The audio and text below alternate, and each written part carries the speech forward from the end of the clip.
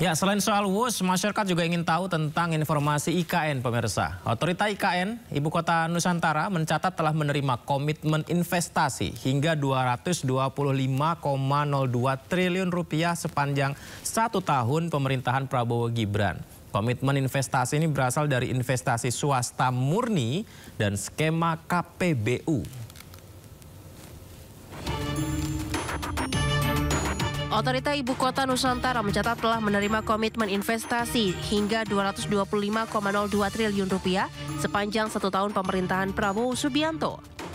Komitmen investasi tersebut berasal dari investasi swasta murni sebesar Rp66,3 triliun dan Rp158,72 triliun melalui skema KPBU untuk pembangunan jalan dan multi-utility tunnel serta untuk pembangunan hunian di kawasan IKN.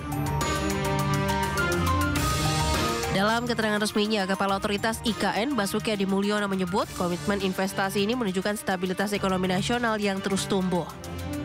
Basuki memastikan saat ini penggunaan IKN telah memasuki tahap yang tidak bisa lagi mundur. Komitmen dan arahan Presiden menjadi pegangan bagi seluruh jajaran otorita IKN untuk mencapai target menjadikan Nusantara sebagai ibu kota politik pada tahun 2028.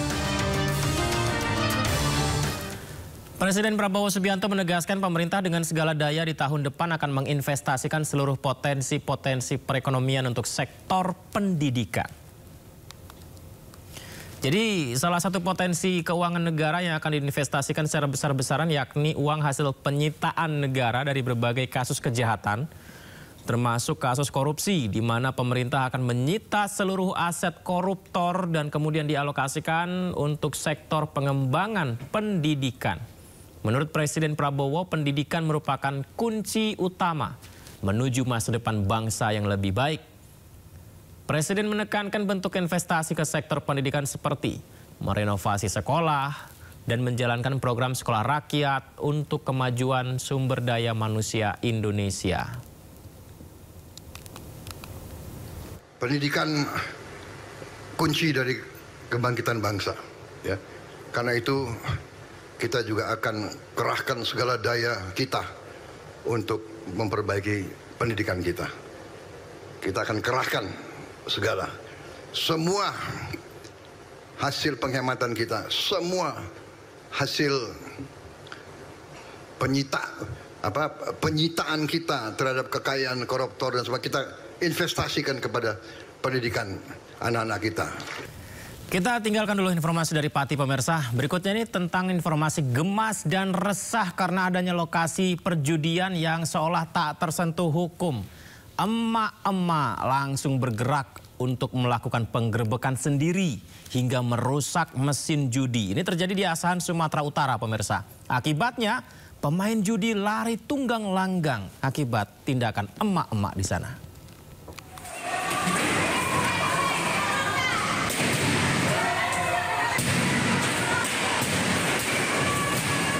Sejumlah warga yang didominasi emak-emak menggerebek lokasi perjudian di Jalan Diponegoro, Kisaran, Asahan, Sumatera Utara. Warga yang geram juga menghancurkan mesin permainan tembak ikan, rolet, dan dongdong.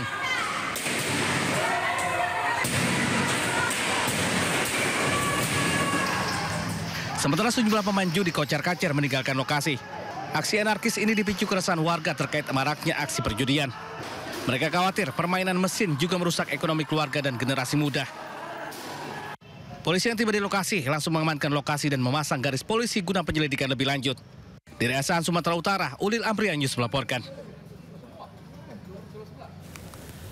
Berikutnya, pemirsa, Menteri Sosial Saifullah Yusuf mengatakan bahwa pemerintah masih terus melakukan verifikasi dan validasi terkait data penerima bantuan langsung tunai. Dari hasil uji lapangan, 2 juta orang dinyatakan tidak layak menerima bantuan. Sementara terdapat 15 juta penerima manfaat baru yang sudah diverifikasi.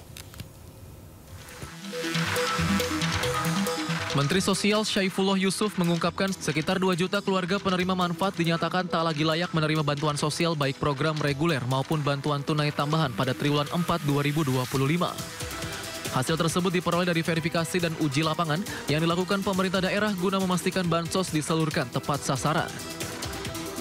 Gus Ipul menjelaskan proses verifikasi dilakukan secara simultan oleh pendamping sosial dan perangkat daerah di kabupaten kota dengan metode ground check atau verifikasi lapangan bersama guna mencocokkan data penerima dengan kondisi sebenarnya di lapangan.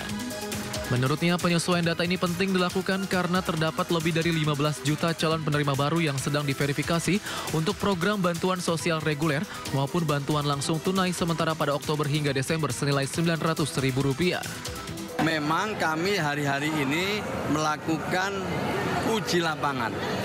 Turun dari pendamping kami dan juga dari sumber daya yang dimiliki oleh pemerintah daerah, kabupaten kota untuk memastikan bahwa data-data yang kami kirim itu memang sesuai fakta di lapangan.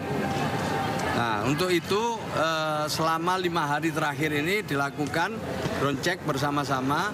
Hasilnya per hari ini itu sudah 2 juta lebih yang bisa dikatakan tidak layak untuk tidak memenuhi kriteria untuk menerima bansos. Kemensos mengapresiasi setiap kepala daerah yang responsif dalam memperbarui data penerima manfaat.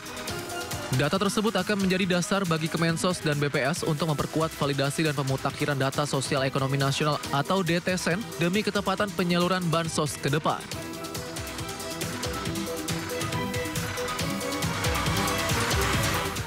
Terima kasih masih bersama kami, pemirsa. Penasihat hukum keluarga Arya Daru Pangayunan, diplomat muda yang ditemukan tewas di kamar kosnya, meminta kasus kematian tersebut dinaikkan ke penyidikan.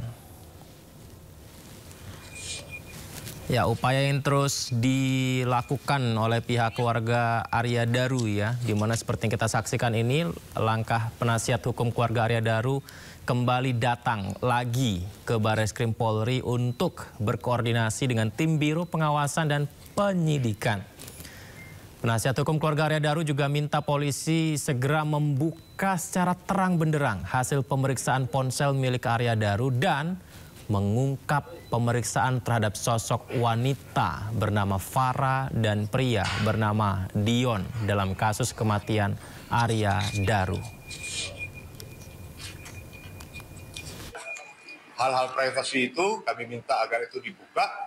Apa privasinya? Hubungannya tentang apa privasinya? Apakah hubungan dengan seorang wanita yang bernama Farah dan juga Dion, seorang laki-laki Dion yang bersama-sama dengan Farah dan almarhum ketika mereka siang makan di pos blok, kemudian mereka malam bertemu di BI. Nah, sini kita harus melihat jejak-jejaknya. Baik itu jejak-jejak secara fisik, jejak digital, semuanya harus diungkap oleh Polri. Karena untuk saat ini, jejak digital itu adalah hal yang sangat penting. Dan perlu kami sampaikan bahwa masalah handphone yang dikatakan hilang, handphone almarhum, itu kami yakin bahwa polisi pasti bisa menemukan. Dan juga ada satu handphone Note 9, itu kan tidak hilang. Itu kan ada, dan itu sudah diamankan ya oleh pihak kepolisian. Nah, kami minta itu supaya dibuka, demikian juga laptop yang diserahkan oleh Kemenlu, itu dibuka, hasilnya apa saja. Dan itu supaya transparan, agar masyarakat tidak menimbulkan pertanyaan-pertanyaan, kecurigaan-kecurigaan. Kalau ada pembunuhan, katakan ada pembunuhan, ya, siapapun pelakunya, kami serahkan kepada pihak kepolisian untuk menyelidiki dan menyidik. Dan satu hal kami minta kasus ini segera dinaikkan dalam tingkat penyidikan.